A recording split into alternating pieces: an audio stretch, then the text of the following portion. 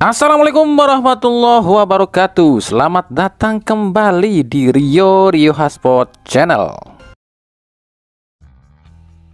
Liga 1 akan kembali bergulir ya, dan memasuki pekan keempat nih. Nah, para supporter tim-tim Liga 1 udah pada siap belum nih nyetadion lagi? BTW, sebelum nyetadion, udah pada punya jersey klub kesayangan masing-masing kalian belum? Kalau belum, ayolah siapin tuh jersey kebanggaan tim kalian. Tapi belinya yang ori ya, biar bisa ngebantu tim kesayangan kalian. Kenapa beli yang ori? Mahal gitu?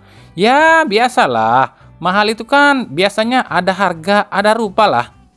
Tapi menurut kalian, benar nggak pepatah itu? Ada harga, ada rupa. Nah sekarang kita akan rekap aja nih, berapa sih harga jersey tiap klub Liga 1 musim ini, dan apakah harga yang segitu ini pantas untuk desain jersey dan kenyamanan jersey yang dipakai. Nah sekarang kita akan rekap aja ya, dari yang termurah dulu kali.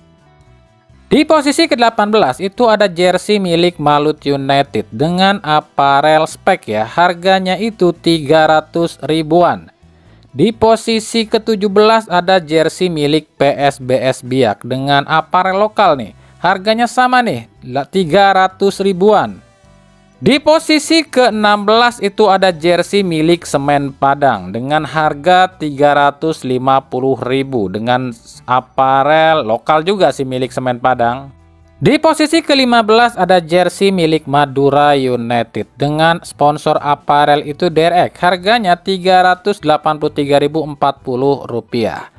Naik ke posisi 14 ada jerseynya PSS Sleman, sponsor aparelnya sama DRX, harganya Rp421.440. Di posisi ke-13 ada jerseynya Persik Kediri dari aparel DRX juga ya, harganya Rp431.40. Naik ke posisi 12 ada jerseynya Persita Tangerang dari aparel 1953, harganya Rp449.910 ya. Di posisi ke-11 ada jerseynya Borneo FC dari aparelnya ini spek ya, harganya Rp449.820. Di posisi ke-10 ada jersey milik Barito Putra dengan harga Rp479.000 dari aparel lokal nih, Hasnur ya.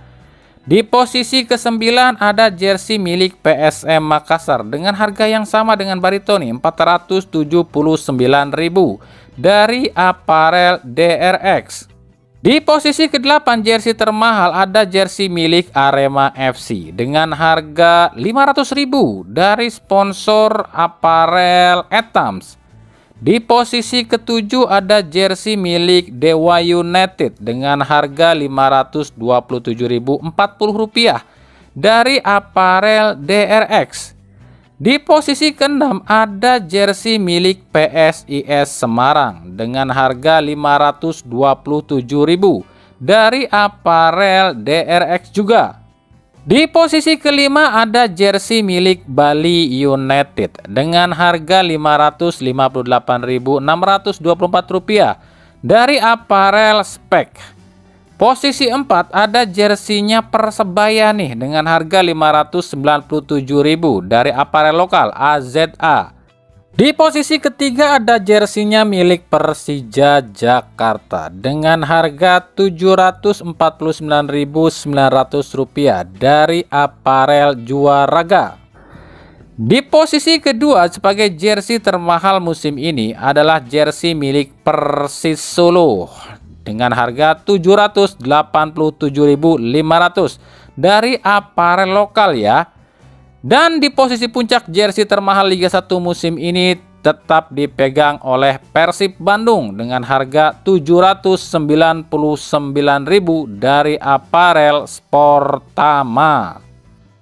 Nah menurut kalian bagaimana nih, apakah benar nih harga itu sepadan dengan kualitas? Yang kami bicarakan di sini bukan desain atau bentuk jersey ataupun model jersey loh ya. Yang kami bicarakan di sini adalah kualitas jersey, nyaman dipakai apa enggak, dan kualitas bahannya seperti apa. Kalau soal desain itu beda kepala, beda lagi pendapatnya.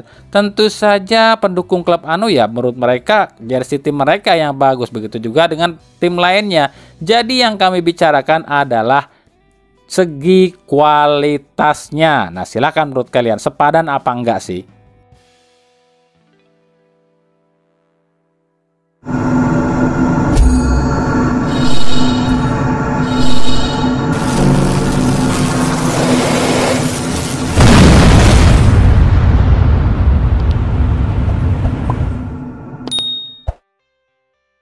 Sandy Walsh, pemain kelahiran 14 Maret 1995 alias 29 tahun ini digadang-gadang suatu saat akan jadi pelatih atau dia ini akan bekerja di PSSI. Kenapa demikian?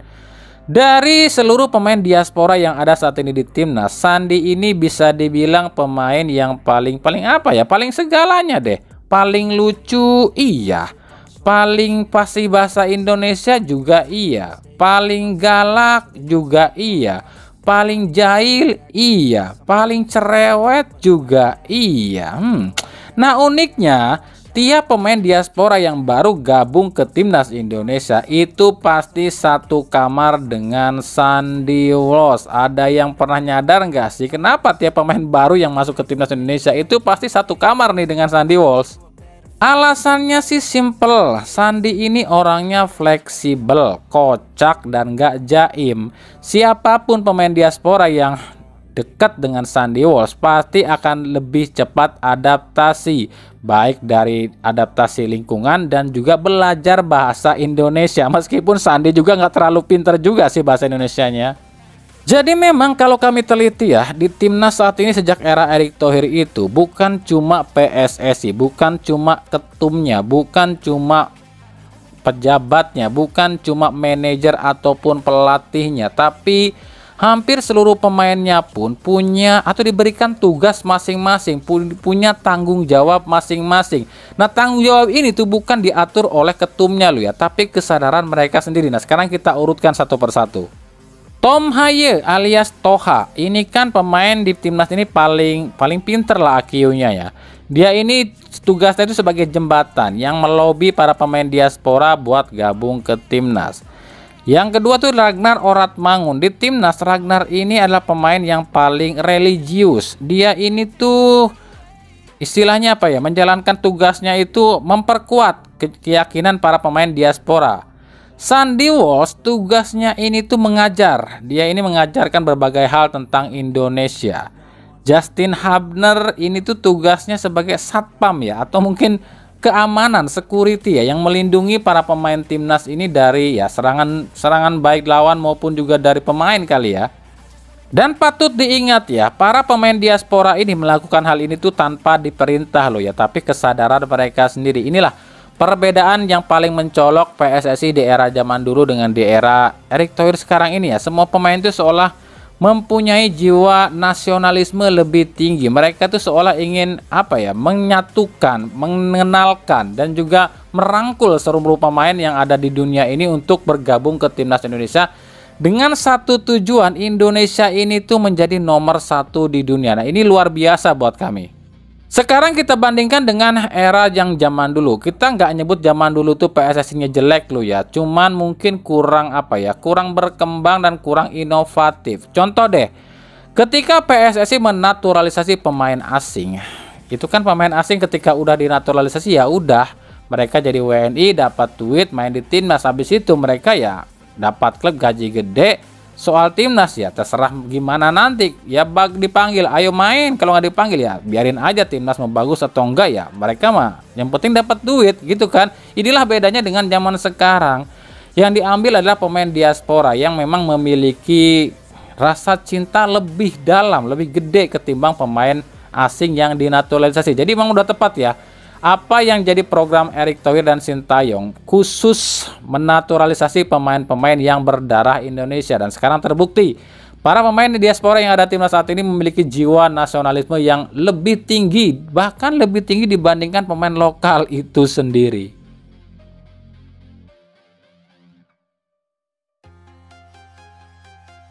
Sekarang kita akan rekap dari Liga 2 ya, pertandingan-pertandingan yang digelar hari Minggu dan Senin ini.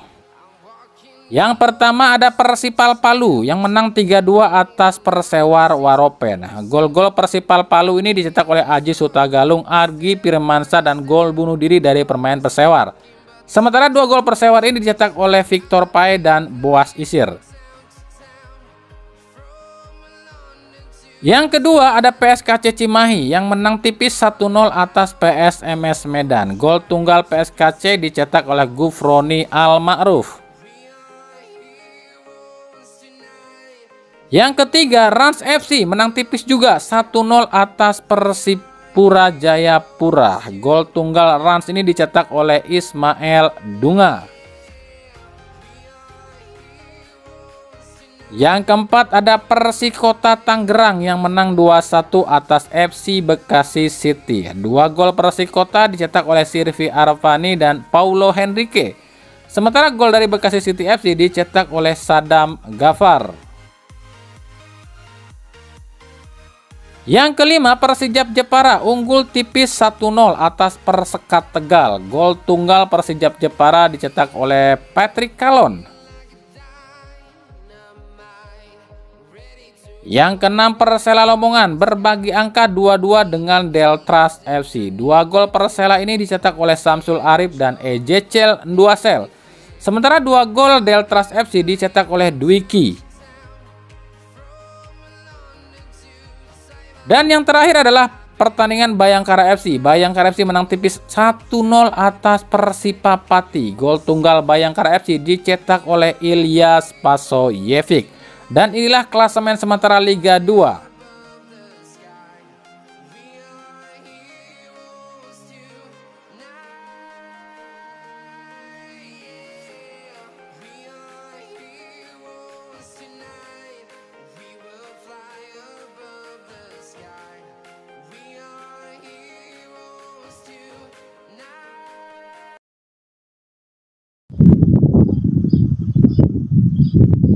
Oke, sebelumnya kami mohon maaf ya kalau video yang kami upload hari ini nggak terlalu panjang. Soalnya saat ini kami lagi ada di Stadion GBK Gelora Bung Karno ya.